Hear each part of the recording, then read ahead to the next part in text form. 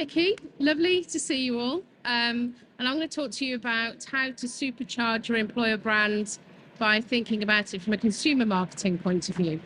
First of all, I'm going to talk about my take on employer branding, EVP, and recruitment marketing and what the difference is. So these things tend to get mixed up in our brains, and we hear quite a lot the words EVP and employer brand get used interchangeably. I think they're quite distinct and quite different, and this is how I tend to use it. First of all, if you're here and you have eaten a Mars bar in the past, put your hand up. Yeah, that's about right. About 95% of the UK population has eaten a Mars bar, and I'm glad I'm after lunch because we are going to talk about Mars bars for this bit. So first of all, I think of the EVP as being like the naked Mars bar. Okay, it's had some design that's gone into it. It's made up of caramel, nougat, lovely milk chocolate, but it's not the raw ingredients of the employee experience. That's the same as the EVP. It's what you get in exchange for working in the organisation. So it's the same as the Mars bar, 95p, pound, not sure how much they cost these days with the cost of living crisis. And then the next one is when you put a wrapper on it, you give it a brand, you give it a personality. That's the employer brand, okay? So that's the difference between the EVP and the employer brand. Lastly, when you go into Sainsbury's and you see Mars bars alongside your Crunchies, alongside your Bounties, whatever your favourite is, that is where the same as recruitment marketing.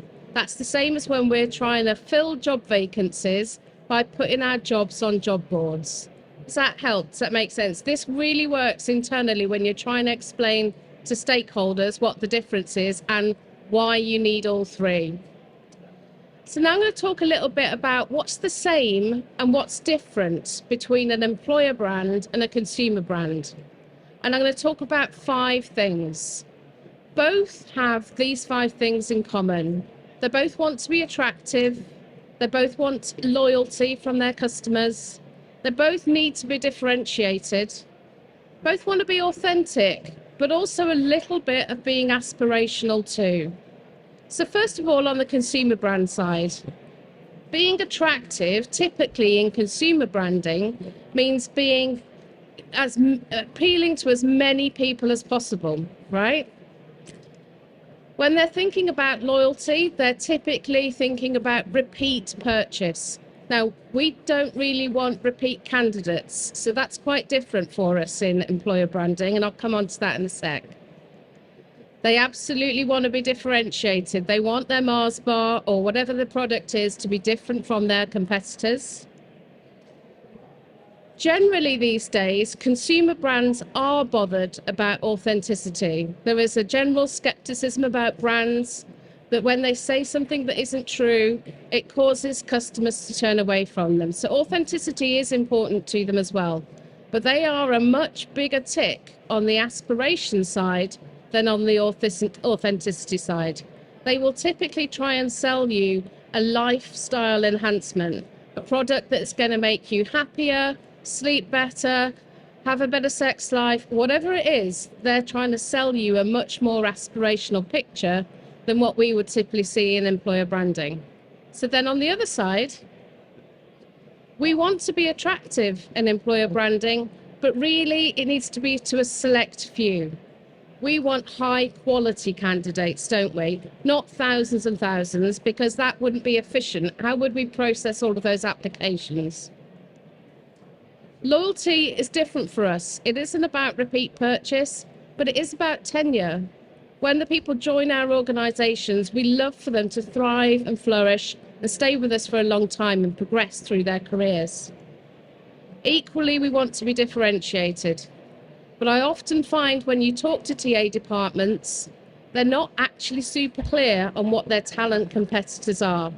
You might ask them, and sometimes people will talk about what the commercial competitors are first, and that can be a very different step. But for us, authenticity is super important. Yeah, much more important than in consumer branding. Because if we're not authentic, then we drive early attrition. People join our organisations with false hope and then they leave. And that's no good for anybody. And equally for us, aspiration is important. I hear lots of people talk about the interesting conversations they have with their marketing departments about how aspirational the employer brand should be. And it's usually a little bit of a point of contention. But I believe it is important to have a degree of aspiration because generally in our careers, we want to be proud of who we work for. And so that's what candidates are looking for when they're thinking about where to work, somewhere where they're going to feel proud about working. Does that all make sense? Great. So 7 employer brand watchouts, things that we can learn from consumer marketing and how that applies to employer branding. I haven't just made these up. I did work in the advertising team for Boots for 8 years. I used to run £12 million campaigns. I did most of the Here Come the Girls TV ads. So I know a little bit about it. So I'm hoping this is helpful. So first one is one size fits all. I think one of the things that we are a little guilty of in the employer branding industry is choosing one execution, not necessarily thinking about multiple executions to build campaigns. And we're not that great, actually, about our segmentation and targeting. And that is really critical in consumer branding. They will have data scientists jumping all over spreadsheets, looking at data insights from their media agencies, segmenting audiences and then sub-segmenting those audiences so that they can be really sure that the money they're investing is going to hit the right people. Now, you could say that's easy to do if you're spending £12 million. You can afford for all of that resource there. But I still think it's applicable for us in employer branding as well. I would be asking quite difficult questions of your media buying agencies and some of the people you work with directly to understand the demographics that they are appealing to with each of their products. So, for example, when I worked at BAE Systems and I led the team looking at early careers, we totally changed the media that we were using for graduates because we needed to appeal to more female audiences. So we asked some really hard questions and took money away from places like Times Top 100 and moved it because we needed to appeal to a higher female audience. So I would ask some really hard questions of your media buyers. The next one is about working in the dark, okay? So this is where we might develop a creative for our employer brand with our agencies. And what I don't see happening very often is actually testing it first. Got a little example for you. This is an example from 2010. So this is an example of where consumer branding didn't get it right. So over on the left is the Gap logo that you probably recognize most. Yeah, the black square with Gap written inside. The one on the right was what they launched on the 1st of October 2010. How long do you think it lasted? 6 whole days. It bombed. Okay? So big brands can make massive mistakes too. I'll just leave you with another example. Do we think this brand has tested this proposition in advance? Time will tell. Okay? But I would say think about testing your creative first. If you are a creator, if you're in consumer branding, you would typically test mood boards and scripts with focus groups before you even make the ads. Once you've made the ads, you would test different variations of the ad before you even put it on TV. And then even once it's on TV, you might swap out that creative if it hasn't worked to the level that you want. And you might say, how can I do that in employer branding? Your agencies can tap into tech that helps you do this. So a little bit like the heat mapping tech that you see for your career sites, they can use eye tracking technology to be able to look at the creative in advance and give you some confidence about how it might work when it goes live. If you can't even, if your agency can't help you with that or your budget is too stretched, you know what's great about as employer branding is we've already got the audience in our organizations. Pull 6, 10, 20 people together and ask them what they think about the creative. So that would be my top tip, is to test the creative first. Next up is about spraying and praying. So this is the other thing that consumer brands do very, very differently. When they go live with a campaign, they'll probably go live with, might be up to 10, 15, 20 executions at the same time. And they will measure them. They will measure them for the first 24 hours, 48 hours, first weekend, first week, and they will switch budget straight away into the executions that are performing best.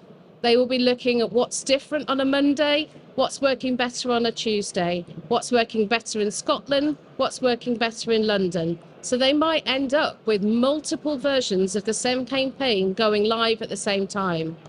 So they would measure and optimize their budget. They are not afraid of switching their budget from one channel to another or from one execution to another. The next one is about build it and they will come. Probably the older people in the audience might recognize this visual a little bit more. It's from a film which was called, what? Field of Dreams. I knew I'd forget something in this talk. I've remembered all my stats, I just couldn't remember the name of the film. Kevin Costner, I think, was it? Yeah. So the idea was that he was told in a dream to build this baseball pitch instead of a maize field. So this phrase has been used over the years to say, build it and they will come. And I'm talking about this here in the context of content. So sometimes you might be talking to your employer brand agencies and they say, let's do a hero film. I can see a few people going, yeah, we've heard that from our agencies before. It might cost you £30,000, £50,000 maybe to make this film. And where do they expect you to put it? They probably say, oh, let's put it on the homepage of your career site. But how much traffic is going to your career site? Are you actually spending money on eyeballs to actually see the content that you have invested in? So you need to drive traffic to that content. So typically in consumer branding, they work on a ratio of 85 to 15%.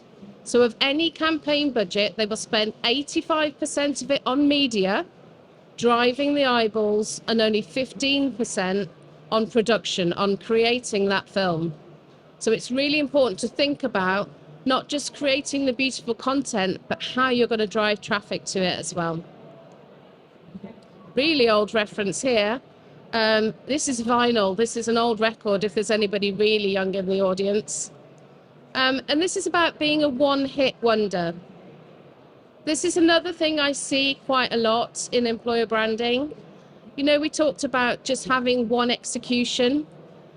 Actually, the other part of that is people not seeing that execution more than once. Typically, in consumer branding, they are always trying to balance both reach and frequency. It's rare that a message is so simple that you can get away with only showing it to your audience once and it sink in.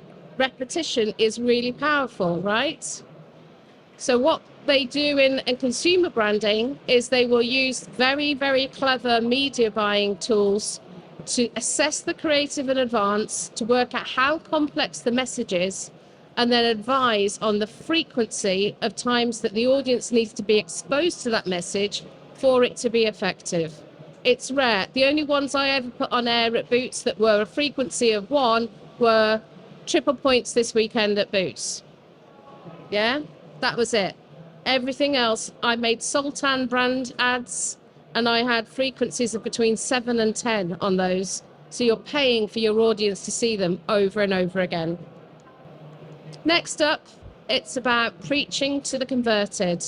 My good friend Ben is in the audience and I know he feels passionately about this subject.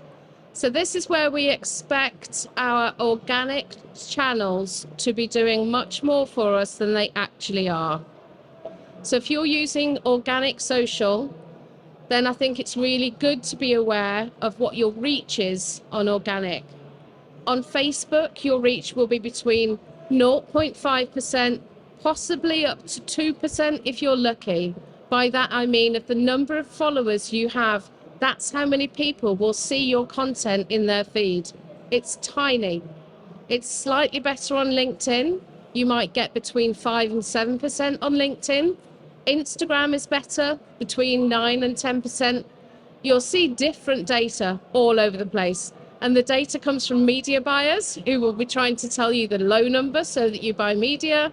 And then the brands themselves, the platforms themselves will quote higher numbers.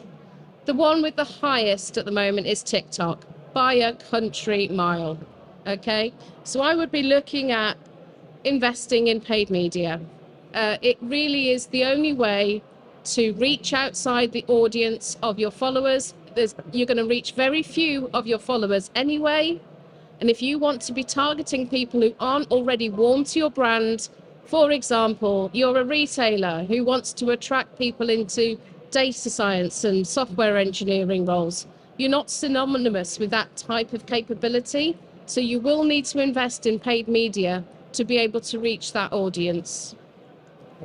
Next one is about fixing what ain't broken. So this happens quite a lot, and I think this happens a lot. People get pressure from stakeholders.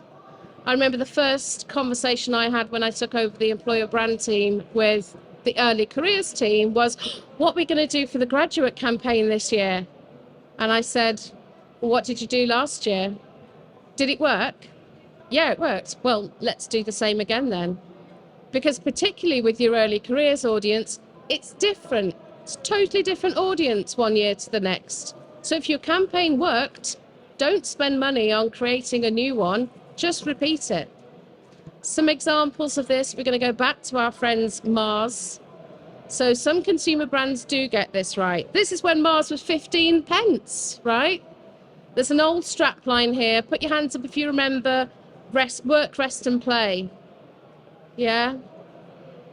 37 years they used that strap line for. It wasn't broke, so they didn't fix it. Coca-Cola. Now, how long do you think that brand has been used for? Since 1941. It's still used the same one today. Even the good old Bic Biro. It's been the same since 1950. They haven't changed it at all. So I would say when your stakeholders are pressuring you to come up with a new creative, if the one you've got is working, just do it again. So those are my 7 supercharges, what you can learn from consumer branding to help with your employer branding. Has anybody got any questions?